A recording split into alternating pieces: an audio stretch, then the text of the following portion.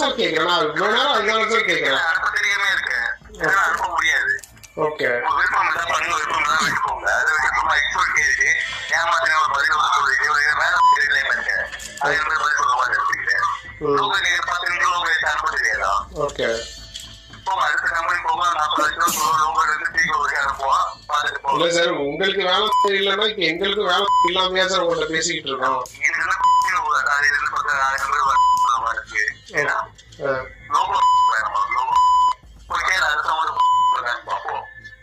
Genuine company, நீங்க இப்படி கெட்ட வார்த்தை போட்டு பேசுறீங்க சார். ஹலோ சார், இதுதான் மக்களே, இதுல இருந்தே உங்களுக்கு தெரிஞ்சது பக்கா ஃப்ராடுன்றது. இந்தோனேஷியால எக்ஸிபிஷன் வைக்கிறாங்கன்னா அதுக்கு 5 ரூபாய் நோட்டுக்கு வந்து 4 லட்சம் ரூபாய் தராங்கன்னா, சில கம்பெனில 40 லட்சம் ரூபான்னு சொல்லுவாங்களாம். ஸோ தயவு செய்து இனியும் இப்படி ஏமாறாதீங்க. இன்னுமே வந்து ஊர் சைட்ல